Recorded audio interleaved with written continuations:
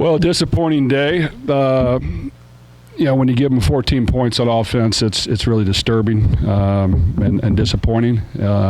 So that falls on me. The execution on certain things was really disappointing and shouldn't happen.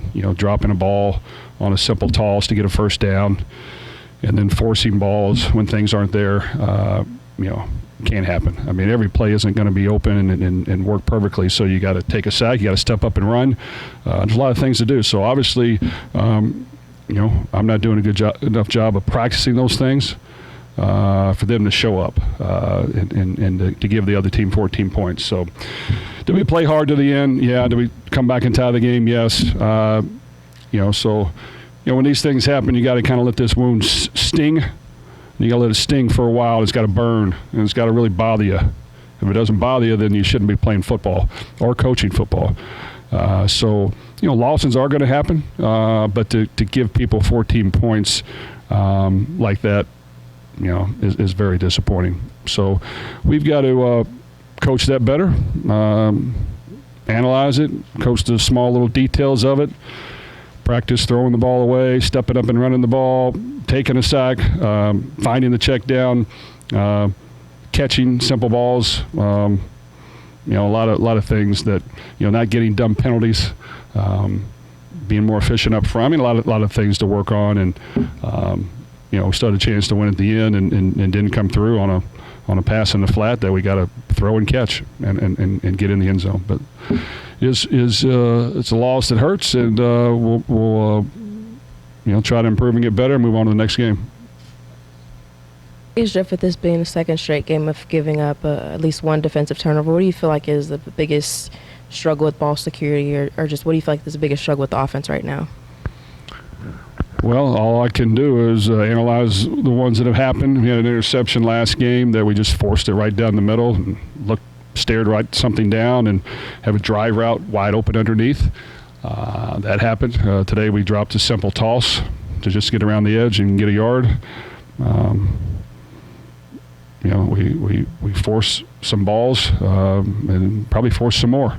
And we've got to, know where the underneath throw is, know where the check down is, and then step up and run the football or throw it away. And you know what? We've got to have some running game and some other guys stepping up as well, not to put too much pressure on the quarterback. But, we can do better than that, and we need to do better than that, and we'll work hard to improve on that.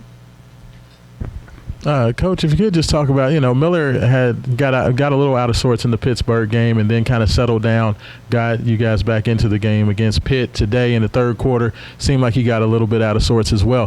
When that happens, are you having a lot of conversations with him when he comes back to the sidelines? Like, what does that do to stabilize him and get him refocused? Well, we got to, we talk for sure. It's kind of the things I mentioned. You got to, stay locked in on a progression. You got to stick with it. And if it's not open or you get pressure, you got to run it or throw it away. When you throw it away, you got to throw it way out of bounds. If not, you just take the sack. So, some things came up, and that happened too many times today, so that was disappointing. So we got to practice it. We're going to have to just simulate some things and make sure we're doing some things better. Now, sometimes, I don't know, maybe we weren't blocking very well either. But you just can't turn the ball over. You got to punt the ball, let your defense play. We didn't punt at all in the first half, so you can't just expect that you're never going to punt. I mean, you're going to get sacked every now and then. They're going to guard somebody. They're going to make a play and get a stop, and you live with it and move on. And we've got to definitely improve on that. Jess, you kind of touched on it, Jeff, but the 5 sacks, are you seeing different things with each of those sacks? What are you seeing in those? We'll see a lot of things. I do think our offensive line needs to play better.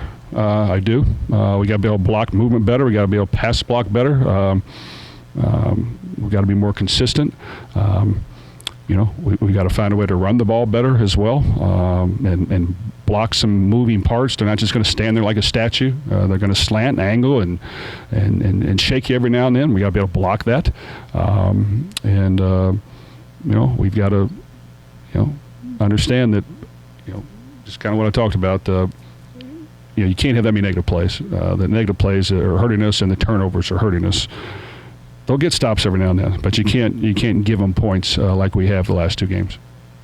When Miller needs to burn the ball or take the sack, it's sort of a gray area for a lot of quarterbacks at times. He struggled with that today. How do you get him to see it better, feel it better on when he can burn the ball or successfully burn the ball or kind of eat the sack? Well, we're going to have to take segments of practice and simulate broken plays and force him to go backwards and chuck it away and take the sack and force him to find checkdowns better. It's a combination of a lot of things. And I'll have to look at the video to dissect it in detail. But, we'll take what we see from video and we'll try to work hard to improve it and not have it happen as much as it has. Coach had a couple of key 3rd and short plays, one at the end of regulation and then one in overtime. You did opt to go to the pass rather than the run. Is that just more to the confidence that you have in the pass game versus the run game, or is that just the looks that UVA was giving you defensively? Well, I'm not for sure which ones you're talking about. We had one at the end. It was about 3rd and 3 maybe. It's tough to run down there on 3rd and 3 at that time. So we bootlegged. I thought we had someone open in the flat, at least from my angle. The other ones, I'm not for sure. As a play caller, how do you stay faithful to the running game when it's struggling? Because I'm assuming that you don't necessarily want to be throwing 45 plus times a game, but on the other hand, if you see it getting stopped, you got to try something new. Like how do you try and balance that act? Well, we were really efficient in the first half, other than the drop toss on offense, moving the ball, just beat ourselves, and there wasn't many possessions with the controlled passing game, getting the ball out of his hand, and then they changed some things up in the second half, played pass coverage, and did a couple of different things, and yes, the balance has to be better. We got to work hard to do that, and.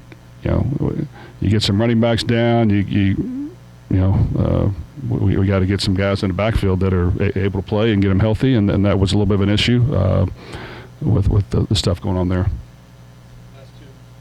Coach, that pass to Isaac Brown that they ruled incomplete, what did you see on that, like, from your vantage point? I mean, if you convert there, move the chains, and probably get 7 points out there on that drive.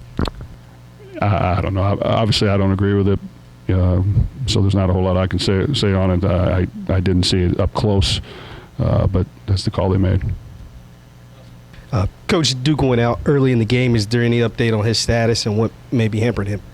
Well, he's had an ankle. He tried to play with it, couldn't do it. Probably re-injured it again. Kiwan, he came back from a high ankle after 2 weeks. He's supposed to be out 4, so he's tried to play, so I give him credit there. We got to get the running backs healthy so that they can help us win.